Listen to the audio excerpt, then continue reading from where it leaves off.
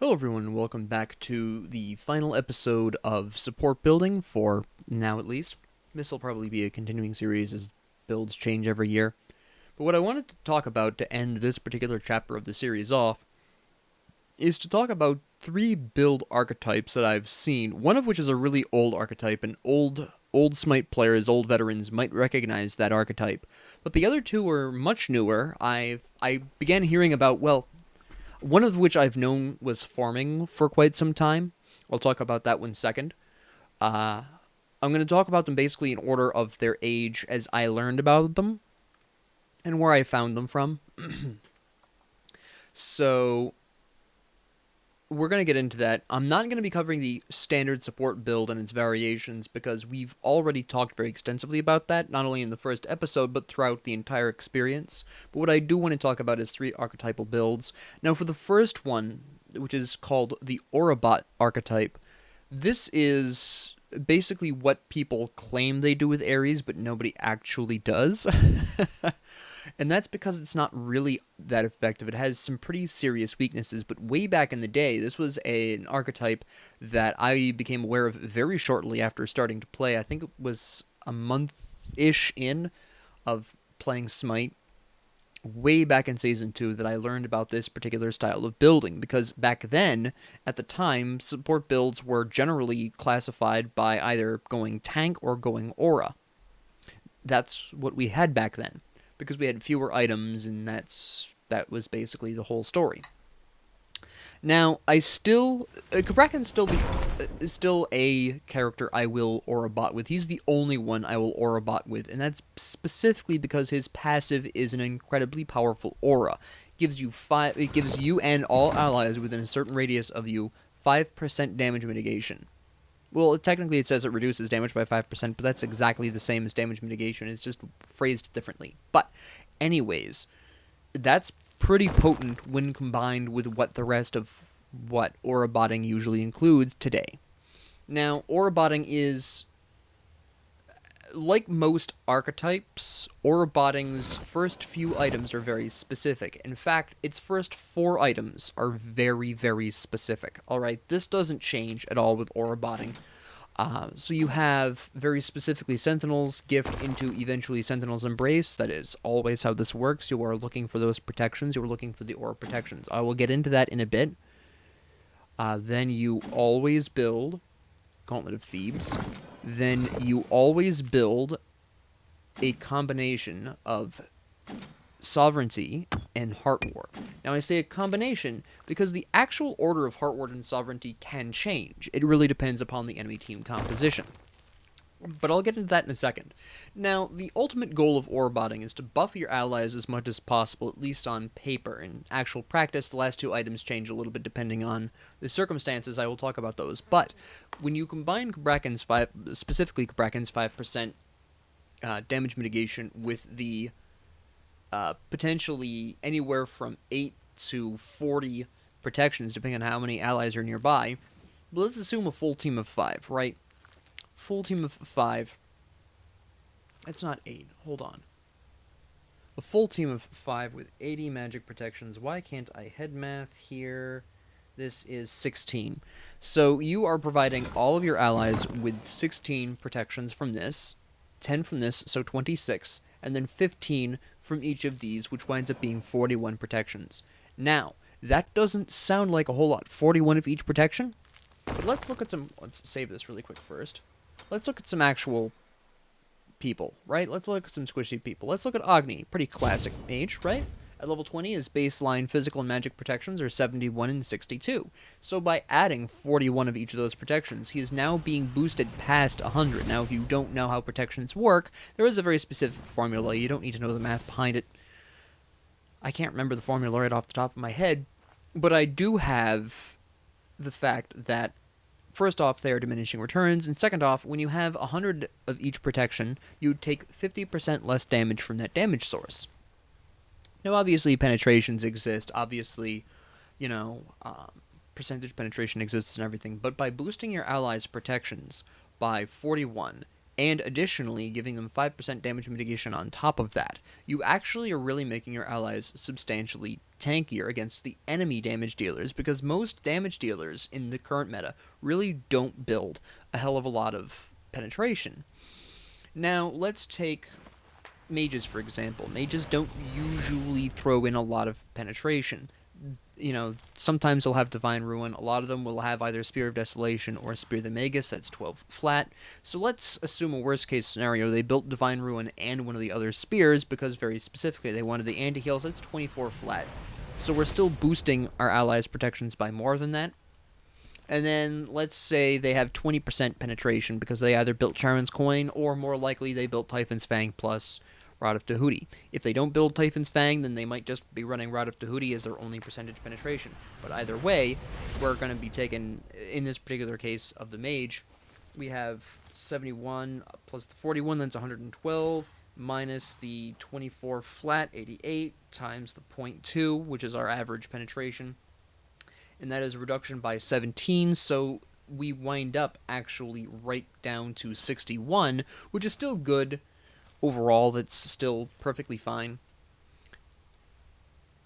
Which would be, you know, it would be way uglier with that flat penetration at 71. Because right now, like I said, we're looking at 61 physical protections very specifically. If we weren't Auraboting Agni here, he would be getting the 24 flat, which would be down to 47. And then 20% of that would be good old... we would be down to 38, which is abysmally low protection-wise. We were under 50 at that point, which of course is a scary prospect. So it can make your allies a decent bit tankier. Again, the lower your protections initially, the more you get out of boosts from them. So this actually is going to do a lot more for your allies' survivability than you'd think. And I used a mage specifically because mages are famously the squishiest things in the game. Agni being a nice classic example of that, but let's get back to the Auraboting build. So that's why you build these two specifically, that's why they're important. As for the Order of Sovereignty or Heartward Amulet, that really depends upon the enemy's team composition. If they have a majority physical, which is the usual scenario, which is why in this particular sample I used Sovereignty first, most team compositions have 3 physical, 2 magic, that's what you're going to build first. But if for some reason the roles are reversed, there's 3 magic, 2 physical, then depending on whether or not the ADC is one of those magics, you would build Heartward. So let's say you had Soul, Ymir, and the mid, right? The only real change here is that the ADC is a magic damage user instead of a physical damage dealer, right? Then you would Heartward. But if the extra magic person is, say, Ao Kuang in the jungle instead of a assassin jungler, then you would still be building Sovereignty first, because you need to be absorbing that damage from the enemy hunter, you need to be absorbing damage from minions, from towers. It's, in that particular instance, it's still going to be more worthwhile to have Sovereignty. Basically, if the enemy has magic majority because their ADC is magic, build Heartward. But most of the time you're going to find that if you are going to Aurobot, you're going to be looking at Sovereignty as your third item, and then right into Heartward. Now, again, as with most archetypes, the last 2 items, generally speaking, it really depends on the archetype, but I've noticed that, at least in modern day, archetypes are really flexing around with only the last 2 items. And in this particular instance, this particular flex item is going to be one of 2 items, right? You are going to pretty standard be going into Jade Emperor's Crown. That is the usual. The reason why is because in a 3 physical comp, a 15% power reduction, while it's more useful against basic attackers because that's going to be 15% off their power, and that therefore is equivalent to 15% less damage they're dealing with their auto attacks. For ability-based users, very few abilities have 100% scaling, especially for physical gods. So that 15% isn't really going as far against ability-based opponents. However, even then, it still is reducing the amount of damage that they're doing, which is quite helpful. Now, the only change you make here in this day and age, is if the enemy team has a predominance of auto-attackers, in which case, if you said, oh, Witchblade, you are absolutely correct, right? The only reason why Witchblade isn't the standard form here, despite being cheaper and giving you 10% cooldowns, is because how useful this is, again, does depend on how many auto attackers are on the enemy team. I have seen people who, well, way back in the day, one of the main criticisms of Auraboting, and the reason why I never picked it up as my style back in the day, not usually, was because there weren't that much cooldowns. Back then, there were even fewer. We had to splash in Breastplate of Valor, which is actually why you see me build it occasionally so often. It's kind of a holdover. Anyways, back to the point. In this day and age, if you wanted to build Witchblade over Jade Emperor's Crown specifically for cost reasons and for that cooldown, that's fine. But you have to be aware of the fact that you're going to be potentially slightly less effective using that as opposed to Jade Emperor's Crown, which might actually do more to help keep your team alive. But that's generally why Jade Emperor's Crown is the better choice here. So that's really you just basically have to look at the enemy team composition and say, hey, are there enough auto attackers? Right? So that's where that decision is. Now, the final item... Oh, by the way, the reason why the flex items are always the last two items in this particular instance, for reference, is that way you can see whether or not the enemy is building for auto attack. Why can't I speak today? Take Gilgamesh as an example. He can play either auto attack or ability based. He can do either one very well. Or he can do a hybrid version where he does a little bit of auto attack damage and he splashes in a little bit of ability damage. Same thing with Bellona as another example. In this particular instance, when you start the match, you don't know necessarily which road they're going to go down, so you don't necessarily know if they're going auto attacks and if it would be worth to build Witchblade in that situation. However, 4 items into the game, at that point, you'll be able to look at because by that time, they being the solo lane, as this particular example, they're probably at their 5th item, and you can look at their build and get a really strong feeling for where they're going with it. I mean, if they build Death's Toll and Chin Size, obviously they're going auto attack, and you would want Witchblade, right? But again, that depends.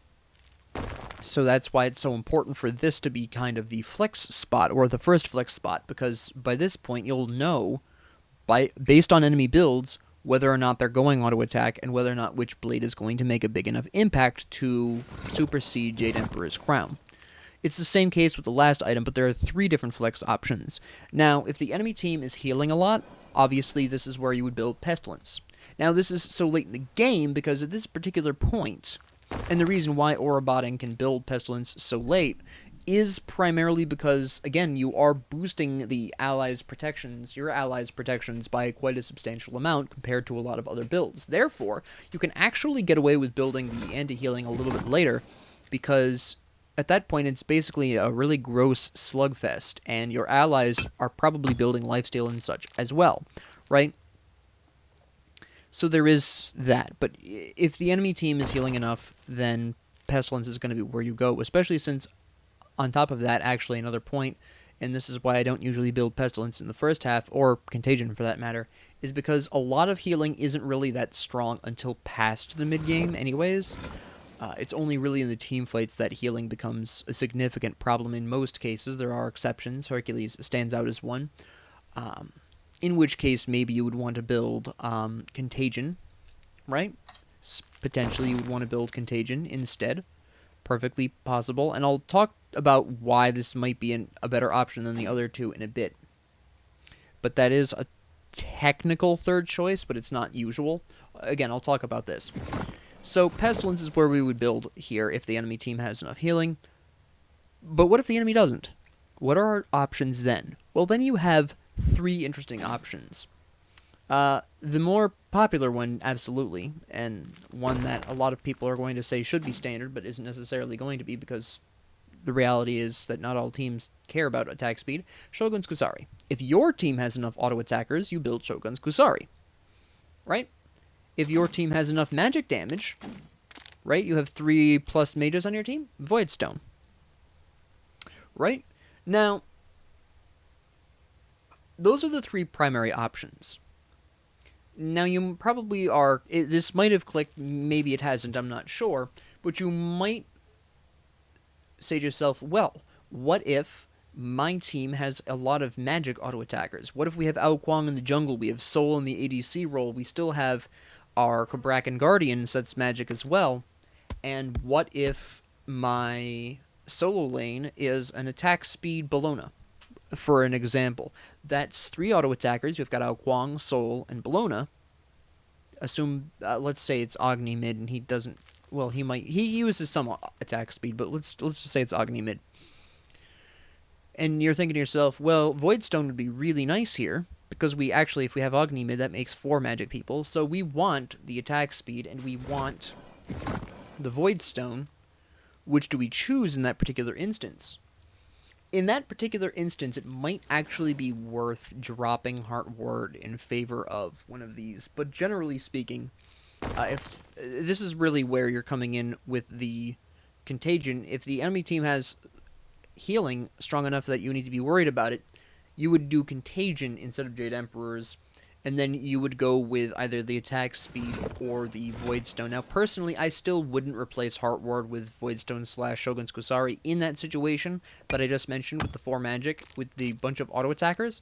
I would go for Shogun's Kusari, because generally speaking, it's going to stretch a little bit farther, right? It's going to help your solo laner as well. So you're actually helping everyone on the team to some extent with that Shogun's Kusari. Even if we were to do a bit more of a normal build, let's say instead of Soul, we have good old Hachiman, right? We're back to 2 physical. We have Bellona, we have Hachiman, and then we have 3 magic. Ao Kuang in the jungle, we have Agni mid, and then we have ourselves Cabrakhan support in this sample. I would still build Shogun's Kusari because it's, again, still going to help more people. The problem with Voidstone, and this is why it's usually not the way to go, again, except for very specific circumstances, Voidstone only helps the magic on your team, the magic damage on your team. And that's, in most cases, if you're contemplating Voidstone, you've got 3 magic damage sources on your team, yourself being one of them. But in practical purpose, honestly, Shogun's is better here, right? Because usually the auto attacks are going to make more of a difference. Now, you might be wondering, well, Professor, what if my team has 1 auto attacker in the form of my ADC? It's an ability-based jungler. It's an ability-based solo lane. The Mage doesn't use attack speed. It's Kukulkan who doesn't use attack speed, right? And Cabrakhan, of course, while he could use attack speed, it's not that big of a deal for him. So what if we have that? We have the 3 physical comp, we don't have enough auto attackers, and the enemy team doesn't need anti-heal. What do we do? Do we build Shoguns anyways? You can. It still helps against towers. But in that very specific scenario, and this is something I actually find I've been doing more and more as gameplay has gotten more aggressive, is I actually build Pythag's Piece, give my allies a little bit of lifesteal, a little bit of a power increase. That way it helps everyone on the team, even the ones who don't use auto attacks, as well. As you can see, and this is a bit interesting, this last slot can be quite really strongly and aggressively depends on the situation, right? That much is fairly obvious, but that's how most archetypes were pretty much designed way back in the day. Again, I do not change Heart Ward. You want to be boosting both protections to 41 across the board. The only exception to this, and the only time I ever remove either of these from historically, because I sometimes play Aurobot in Assault just for kicks, because Assault is purely my relaxation mode. It's just always purely for fun. But so sometimes I'll build Aurobot in Assault, and of course in Assault random team compositions, I have replaced one of the other of Sovereignty or Heartward Amulet with one of the other options, usually Pythag's Piece, simply because the enemy team has 4 physical, so I don't need Heartward as much, right? We're covering that with Thebes and Sentinel's Embrace. We're covering that with some magic protections from Voidstone or Shoguns, right? It's not that big of a deal. If they have 1 mage on the team, the rest of them are physical, Heartward isn't that important. Or I've also had the reverse situation happen as well, where there's 5 mages. That seriously has happened way more often this month than I would care to admit. 5 mages on the enemy team. What sovereignty isn't that important there. Yes, you still take physical damage from the minions and the towers, but you've got Sentinel's Embrace, you've got Thebes, you've got, in this particular case, I would probably go with Contagion or Witchblade, depending on how many auto attackers are on the enemy team, but with 5 mages, probably it would just be Contagion. And, or Pythagoras Piece, again, for Pete's sakes. If they didn't have the healers, I would just go Pythagoras Piece. Pythagoras Piece is basically kind of the item you slap into the build if some condition on one of these pieces isn't met. You always have Sentinel's Embrace, you always have Gauntlet of Thebes. Those are static. Sovereignty and Heartward Amulet you are building 9 times out of 10. Again, there has to be a seriously unbalanced application of a specific damage type for you to drop one of these two. It can happen, but usually this only happens in Assault, which, again, has randomized team comps. I've only seen this happen in Conquest a couple of times, and none of those times was I building Aurobot. Because, again, it does have the serious weakness of not really having enough cooldowns. I mean, even with Pythagoras Piece, you've got 10% here. Maybe you get 10% with Witchblade. Possibly you're building Shoguns, but again, that really depends upon the situation. In other words, the only way you're going to really realistically get 30%, pardon me, 30% cooldowns out of this is the enemy team has 4 physicals, so we drop Heart Ward, we slot in Pythagoras Piece, 10% cooldowns. Out of those 4 physicals, 3 are auto attackers, so we slot in Witchblade, and then on top of that, we have 3 auto attackers on our team, so we slot in Shogun's Kusari, right? Is basically how that runs. We're actually going to go on ahead and throw Shogun's Kusari here, and throw Pestilence here, right? Because realistically, Pythagoras Piece just fills in the blanks for whenever something wouldn't work out. Like, if you have 4 physical, you wouldn't want Voidstone. If they were 4 physical ability-based people, you wouldn't want Shoguns either. If the enemy team doesn't have any anti-healing, you wouldn't want Pestilence. So you slot in Pythagoras, right? That is how this runs. It seems a bit complicated at the end there, but generally speaking, the rule of thumb is, for the last 2 items, slot what makes sense for the team compositions. The 4th item, by the way, this is physical because you want to have a balanced amount of protections in Auraboting, so that way you don't get caught off guard, you don't get killed by some random whatever. Generally speaking, again, unless the enemy team composition is grossly imbalanced, you are looking for that balanced protections. I am still assuming 3 physical, 2 magic here. So that's why you build this here. Again, physical being predominant not only with 3 enemy physical, but also the minions and the towers. You're going to do your physical protections first. Then you finish up with your magic protections, make sure that you have enough of those, and that this magic protection item does something important for your team in some way. Again, if it doesn't fulfill any of those conditions, Pythagoras. Same thing here. Alright. The enemy team is mostly magical, Pythagoras. You know, that is how that works. That is Auraboting. Again, Auraboting does have the inherent flaw. Well, Auraboting has 2 flaws. One, yes, it is difficult to incorporate cooldowns into a full Aurobot build. Now, actually, you may have picked this up already, but what we call the standard support build today is actually a merger of the full tank and the Aurobot archetypes from way back in my day. In fact, the standard support build was already being formulated way back in Season 2, and to some extent probably was roughly formulated at that time, and it's just evolved over the years, because I distinctly remember way back in the day, what I found, and what a lot of supports found back in Season 2, was that the most effective thing to do was build a aura item or 2 that really helped out the team. Usually it was going to be Sovereignty or Heart Ward, and then the rest of it was full tank. So you would splash in an aura item into our full tank builds and run with that, because the full tank build is going to give us the protections and usually, more importantly, the cooldowns, because obviously Auraboting has a lot of its own protections, but it was going to give us the cooldowns we really wanted to see. And yeah, back then, that's what we did. We started merging the 2 archetypes. So, and that's what eventually evolved into the standard support build we see today. The standard support build is a little bit more fluid, which I really appreciate, because, again, support builds need to be a bit more fluid, and you can actually see the holdover to the rigidity of early Season 2, late Season 1, with the first 4 items being almost locked in stone. The first 2 are set in stone, but Sovereignty and Heartward are only discarded for Pythags if there is a serious miscalculation on the enemy's part, basically. Again, this isn't really something I would recommend using today, except in the case of Cabrakhan, just because his passive really just solidifies the point of the build. I would not recommend this anywhere else, used by anyone else.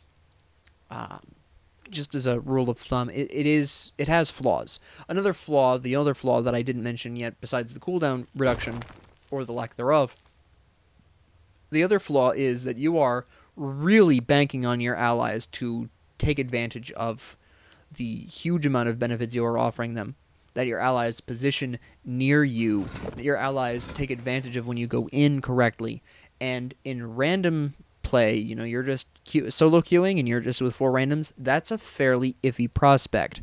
And for that was actually why this was the less favored of the 2 archetypes way back in my day. I say I'm still playing the game. Way back in Season 2, that's why the preferred archetype was, or the preferred build was, splash in and 1, maybe 2 aura items and go full tank the rest of the way. Because you really don't necessarily want to be banking on your allies knowing what the heck is going on. And back then, that was just how it went. And it's the same today. I wouldn't want to necessarily go wildly running in here. This is why you haven't seen me build this archetype on Cabrakhan yet. It's because it's very risky. You have to be really trusting.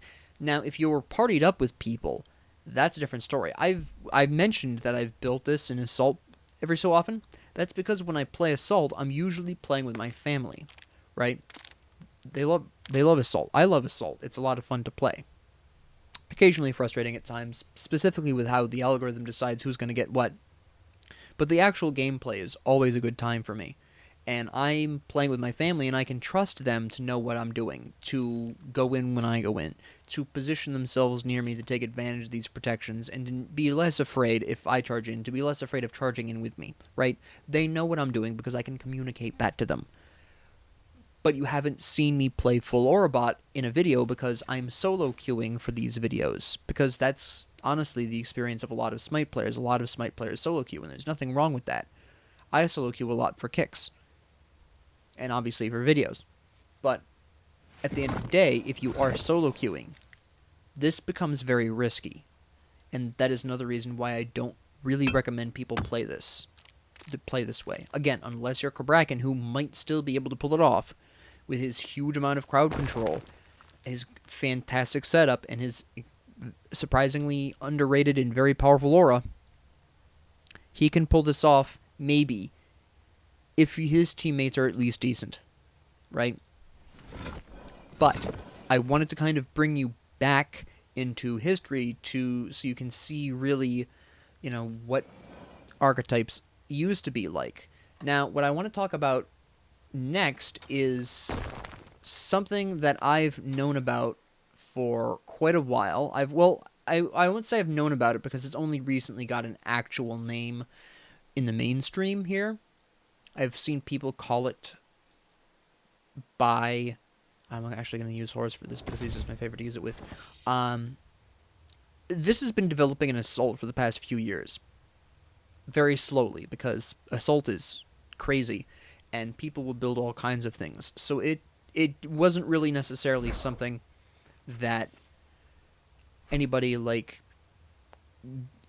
planned it on being an archetype for. It was just something that worked in Assault, because the interesting thing about Assault is that you can't go back to the fountain. So once you're out of the fountain, that's it. So sustain, HP 5, MP 5, ways of recovering health and mana are very important. In fact, Meditation Cloak has been a staple relic of Assault for almost its entire existence. But in that very specific environment for the past several years, I would say the past 3-ish years, people have... no, I'm not going to say 3. No, I will say 3 years. I will say 3, possibly even 4 years. But I'm going to say 3. A build was forming, and I'll show you what it looks like now, but it didn't look like that back then. So we had Sentinel's Boon. We had, and you're gonna have a bit of a whiplash here, but you're gonna see where the kind of connection came from. And then typically we have something along the lines of, usually it was, back in the day it was this. And then you would have this very specifically. Now, this isn't what it looks like completely today, but this is kind of an example. Now, way back when, this, first of all, what you probably would recognize this as, and you'll recognize this more and more as I update, quote-unquote, the build to what it's typically seen today. This is what is known, or what I've been seeing it referred to in recent times, the past couple of months, as the Immortality Build. The basic idea is to really, and this is the assault version, basically, but the basic idea is to really pump up your HP 5, pump up your sustain. Nowadays, people, Sentinel's Boon is pretty huge for this, because obviously you're restoring 4% of your health and mana. There is no jungle. Well, there's a small crescent in the middle, but there's generally speaking no jungle, so pretty much every team fight is going to have minions running through it, so this is actually consistently useful in Assault, where it isn't necessarily consistently useful in other modes. So this is built. Sovereignty and Heartward, I have them both here just to kind of represent the fact that they exist. Usually what actually happens in real life is one person doesn't usually build these. Usually it's the two frontliners that build these, because usually in Assault games, you're gonna have two frontliners of some kind. One builds Sovereignty, the other one builds Heartward, at least on paper. If for some reason there's only one frontliner, and nobody steps forward to try to play frontline with something out of whack, then the one frontline has to build both of these and just decides which one to build first, depending on enemy team composition. But it's important to note that both of these are built regardless of the enemy team composition, if you must build both of them. And that's because Heartward Amulet provides the extremely valuable MP5. MP5 being a pain in the neck to get your hands on, and MP5 being very important. Now, Stone of Gaia, of course, that's healing, that's HP5, that's MP5, it's the passive heal. Very popular in Assault for the Immortality build, and this is really where it began to take shape. Genji's Guard is what we used to build way back in the day. This was very popular way back in the day. 40 MP5 is pretty tough to beat in Assault. And then just to cap it all off, we would build Breastplate of Valor specifically for the 10 MP5 and the cooldowns and some actual increased max mana as well. Just so we had some more mana to play with. Right, this is how it used to look. Now, what would you build inside of Sovereignty or Heartward? Well, for a lot of people it really depended, but they would just build whatever, basically. It entirely depended on who they were, what they were playing. Some would build, I have Horus here.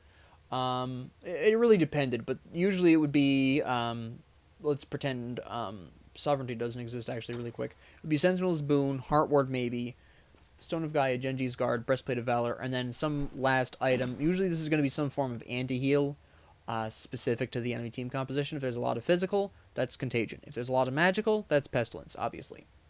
But anti-heal, in this particular case, we're going to assume physical. We're going to go Contagion here. But anti-heal, even if the enemy team doesn't have a lot of self-healers or whatever, because sustain is so important, anti-heal is pretty much consistently used in Assault regardless. So just to kind of keep that in mind. But that's usually what would be built there, unless the person just for some reason didn't think that we needed anti-heal, in which case they'd just build whatever.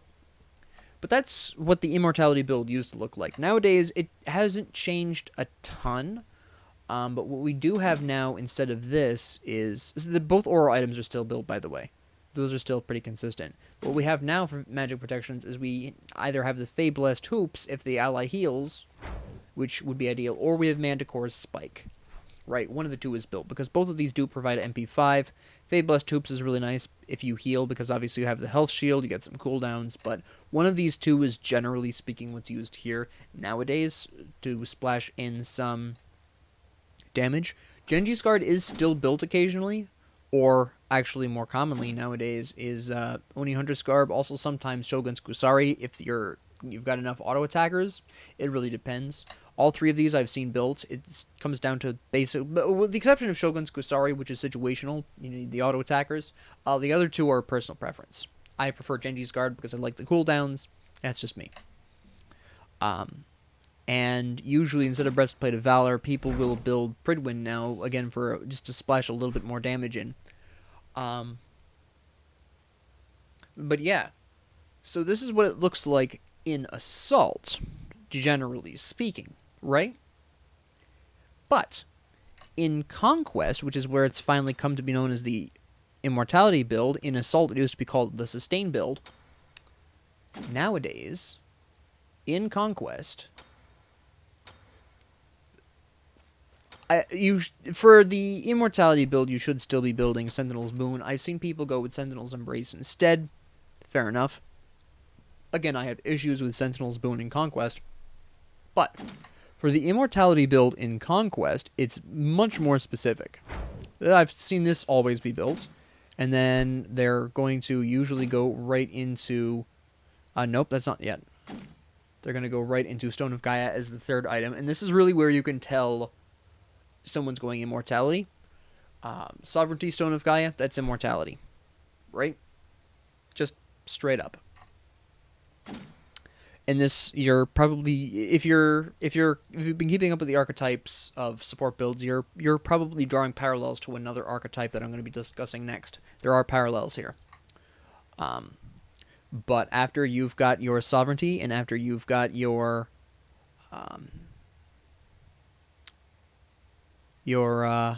Stone of Gaia, you're going to go into Manticore Spike. You're going to go into some form of magic protections. Usually this is going to be something out of this line, but it could also be something out of this line. But usually we are talking about a lot of people like Oni Hunter's Garb. Again, there's parallels here. Hold on. And then they'll finish their build off with... Actually, no, I'm slightly out of order here. Slightly out of order. Hold on. That's not the order. I forgot the order for a second. Pardon me.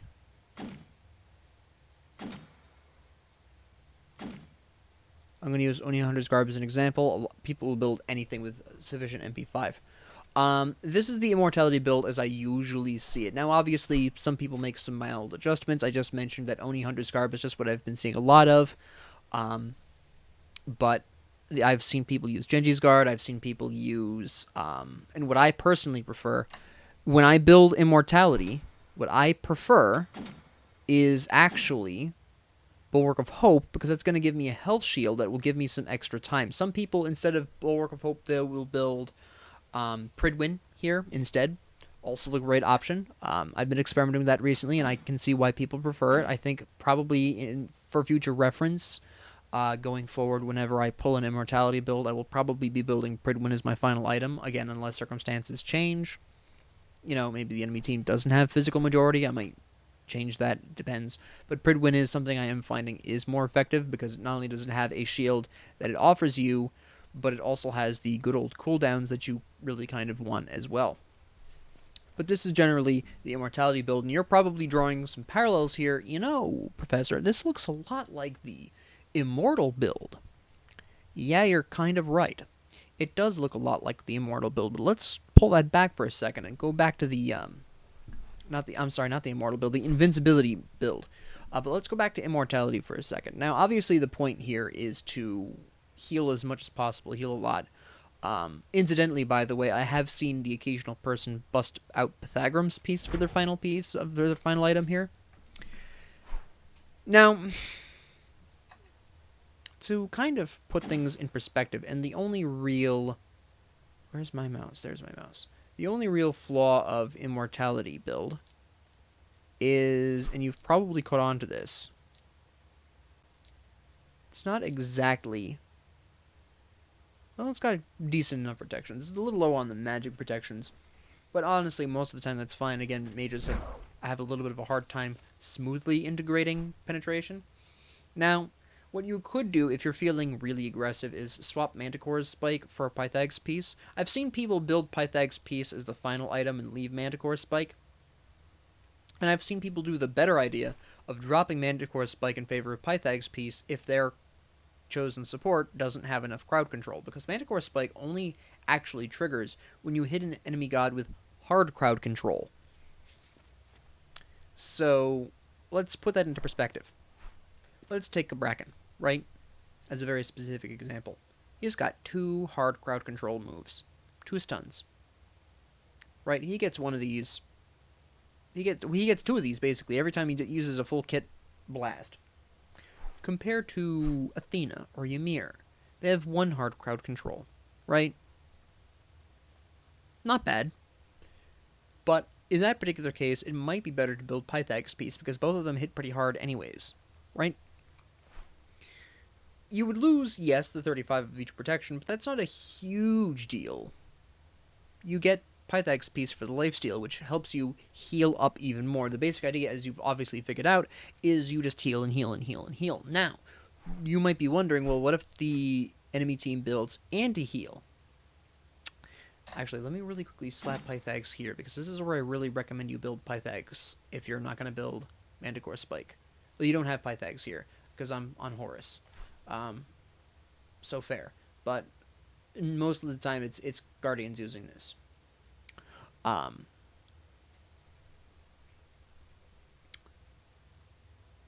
Incidentally, Horus is great with Manticore's Spike because he's got the 2 hard crowd controls, he's got the pop-up, and he's got the stun. Beautiful time. Anyways, this works because you're healing in such small amounts. See, the interesting thing about anti-healing, and I actually did a version, kind of a really sick, twisted version of this with auto-attack Achilles. I had an episode a little while back where I was using auto-attack Achilles, and I had Death's Toll, Soul Eater, and I think I had Stone of Gaia, maybe? I can't remember off the top of my head what my 3rd item was. But it was gross. Not my 3rd item, my 4th item. But what kept me alive through that was all of these little tiny heals that even though my opponent had built anti-healing, he still couldn't do anything permanent to me because of the multiple little tiny heals. I had Achilles' ability, his self-heal through his abilities. I had the Death's Toll healing me a little bit at a time. I had the Soul Eater healing me a little bit at a time. A bunch of very small heals. By the way, for physical versions, actually, that does remind me. Magic people use Pythag's Piece. Physical people use Soul Eater. Yes, even that late in the game, it's not too difficult to stack Soul Eater, since you get stacks by just watching things die. Anything die. You get stacks. So Soul Eater, even that late in the game, can still be built up pretty quick. If you're paying attention. Anyways, back to the point. So, actually, in that particular case, if you were going to use Soul Eater, you would build it in the 4th slot and then build Male 5th. Just for reference. But anyways, back to the point. So, with the healing from Sentinel's Boon, that gets afflicted by anti-heal, specifically. Let's run these numbers here, right? We have good old... No. There we go. That is 4% of your health, your max health. Right? So we're going to just round up to 4,000 just for kicks, right? So that's 160 healing. Now let's take a egregious example of anti-healing. Let's say we're having our anti-heal cut in half for Pete's sake. Let's use that as an example. We're still healing 80. Then we have good old 0.05 of your max health. Again, we're going to just round up to 4,000, that's 20 HP a second in this particular instance. So, lovely. So that's 20 HP per second. Then we have, 80 HP, well, that's 10 HP a second with 50% anti-healing.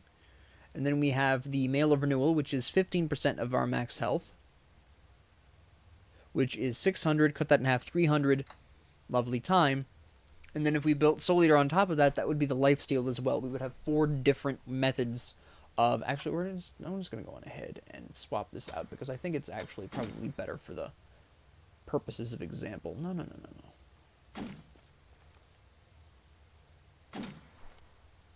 And then I'll just put in this, so you can see the archetype a little bit better, a little bit cleaner.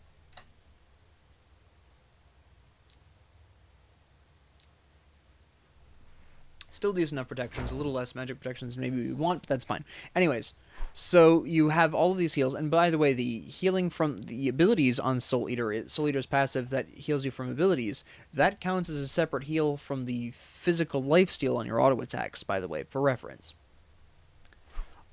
Overall, though, you're healing from so many different little tiny ways that anti-healing really isn't going to do that much, because it's individually affecting each heal.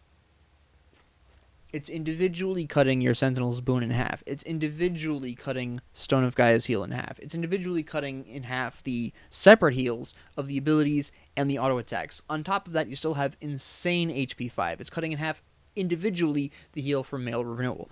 The point of this build is to just absolutely stack up huge quantities of self-heal and just basically surviving off of that. Again, the only real change that I would make to this is drop Pridwin for Heartward Amulet. Not Heartward Amulet.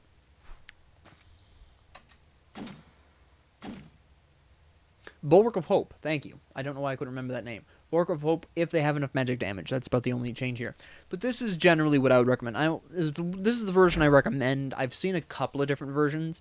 I will tell you that the archetype, properly built, always has Sentinel's Boon, Sovereignty or Heart Ward, depending on the enemy team comp, and Stone of Gaia. Always. And always has Mail of Renewal somewhere in the second half. Always. Always Mail of Renewal in the second half. Alright. I add the Soul Eater here because that's effective. It works. Period. Pridwin is what a lot of people use because that shield that you get from the ult is fairly nice. If you would prefer, I do suggest potentially trying Bulwark of Hope if the enemy team has enough magic damage. Usually they don't. Usually it's not worth it. But if they have 3+ magic damage, maybe build it. But regardless, again, a lot of people build different things where Soul Eater is depending on their personal preference. That's fine. But the Sentinel's Boon, the Aura, the Stone of Gaia, Mail of Renewal, those are all permanent. Pridwin is just popular. Soul Eater is my own invention. Try it. It's gross. Now, back to the point. I referenced the Invincible build, and there are some overlapping similarities here on the Invincible build, right? First off, the starter item for the Invincible build is Warding Sigil always into Sigil of the Old Guard. Always. If you see Sigil, good chance that they're going for the Invincible build. Alright, you're specifically looking for this 5% damage mitigation. That is very specifically what you're looking for. Now, the first item build is, again, usually Sovereignty for that HP 5 for the protections. The third item, let me wipe out the rest of these really quick. The third item is always Oni Hunter's Garb.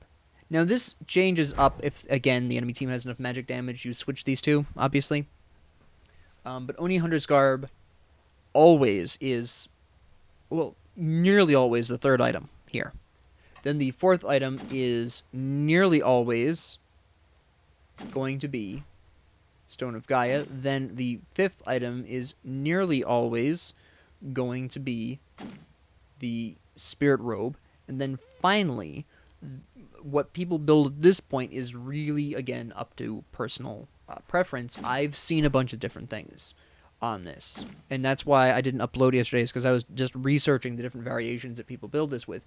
I've seen people build Pridwin. I've seen people build Mail of Renewal. I've seen people, those are the two primary big ones. I've seen people build stinking Manticore's Spike, right? Pridwin and Mail of Renewal are probably the better choices here, though, overall. Mail of Renewal to, again, just kind of keep yourself healed. And what this is basically doing, what the Invincible build basically is doing, is swapping out some of the self-healing from the Immortality build and swapping it in for damage mitigation, basically.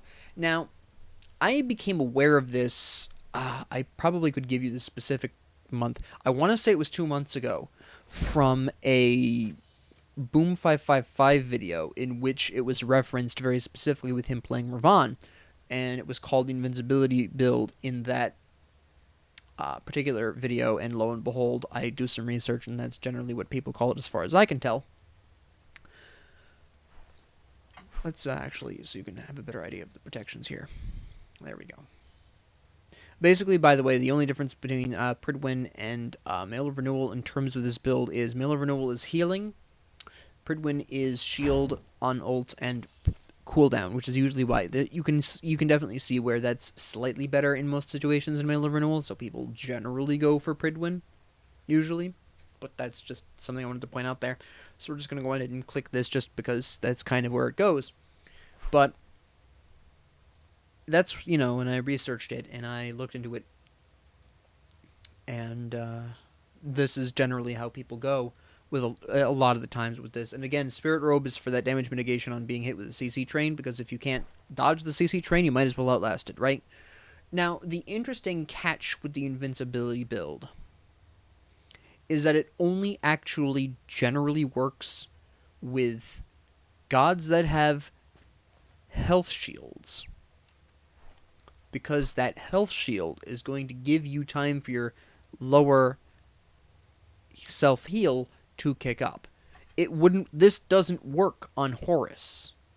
Well, let me rephrase that. It doesn't work as well on Horus. The fact that Horus self-heals when he does his little healing flight there actually does help make this work pretty well on him, but there are definitely better people to use this on. I have seen this, or personally experienced this, being very successful on Khepri. He's not the best with it, but he is someone who I have found very effective with it. Bacchus, who gets damage mitigation from, not Chug, from the Drunkometer. He gets damage mitigations on top of all of the items. So he's actually very good with this. He's probably one of the few that doesn't have a health shield. Really pulls this off well, and he's my favorite to use this with. Yemoja, you could try it. I don't like how Yemoja plays. I haven't tried this. I haven't seen anyone else use Yemoja for this. If you want to experiment with that, go right for it. I probably will at some point, but I'm just kind of trying to push that off because I just don't like how she plays. Geb actually can, because he can self-shield pretty well. You have that. We'll get to the big star of the show in a minute. Other people who I've found be particularly effective with this are actually Hercules, because he also has his self-heal on top of that. That's just always up for some unholy reason. Chalk does okay with it as well. Bellona is an interesting case where she actually does well with it because she gets block stacks from her shield and from auto-attacking. The problem is that her auto-attacks are too slow, so Amaterasu is really good with it. Really good with it because she's got Heavenly Reflection. I forgot to mention Cabrakhan is really good with this as well. Again, he gets that 5% damage mitigation. Osiris is pretty good with this because he gets the Fragmented, so he actually takes damage mitigation just by being ghostly, so he does very well with that most of the time. So he also is really good with the invincibility build. Now for the real star of the show, Ravon, with his health shield from Chain of Blows. Absolute madman with that. Just saying. Beyond him, Thanatos actually does surprisingly well with it because of the Death Scythe and also the healing he gets from, you know, killing minions and stuff. And of course, he can still contribute to being hovering death. And if you really, really, for some reason, needed to use Thanatos as a support, the invincibility build is probably the best way to go. I keep calling it the Immortality Build by accident because they have so much overlap, but the invincibility build is surprisingly pretty good on Thanatos if you're careful. Camazotz also uses it really well because of all that healing. Again, basically the people who use the invincibility build are either ones that can replace the healing lost in the immortality build, or they have a health shield that allows that lower amount of healing to just regenerate naturally anyways. Right? Are any hunters? I don't remember if any hunters off the top of my head do particularly well with this. I don't know. No. Danzabuto, potentially. I would have to test that. He's got some potential there. Hell does really well with this. The invincibility. Zonkui does really well with the invincibility build. Olorin, surprisingly, does fairly well with the invincibility build. Again, if you build him right. Aphrodite does fairly well with it. Anubis can do okay with it. Iset does fairly well with it. Sol does fairly well with it. Now, the interesting downside, though, is that the invincibility build really also kills your damage. You probably noticed in the original build, and I'm just going to end the video on this thought. The problem with the immortality and the invincibility builds is that there's not a whole lot of leeway to be building even damage beyond Manticore's spike, really. Or the shield explosion from Pridwin. There's not really a lot of room, because unfortunately both of these builds are very dependent on some very specific mechanic. For the immortality, it's a bunch of self-heal. Yes, for physical versions you might be able to splash in Soul Eater to help with that and still be able to do a little bit of damage, but generally speaking it's still going to be very low damage. And same thing with the invincibility build.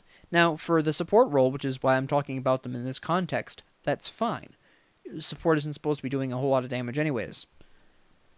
But if your team really needs the help, they need just a little bit more damage, typically you would want to splash that in as a support. Spirit the Magus, Soul Reaver, whatever. But it's really hard to get away with that and not either take away too much of your damage mitigation or your protections for the invincibility build, or too much of your self-healing away with the immortality build. So what's the point of this video?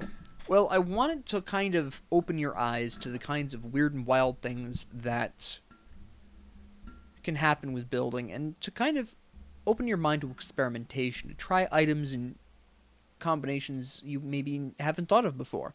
The invincibility build is just basically an adapted version of the immortality build. You can see the overlap there, and that's, as far as I can tell, that's where it came from. With the immortality build coming from Assault, back when it was known as the Sustain build, and just been retranslated to Conquest, basically. And of course the Aurobot build, very seriously outdated, but still has some potential. But I wanted to kind of just bring this to your attention so that way you can think of builds in new ways. Maybe try some items you haven't really tried before. And you'll also notice I really didn't talk too much about the Fate Blessed hoops. If your character, whoever you're playing as, can heal other people, yeah, incorporate Fate Blessed hoops.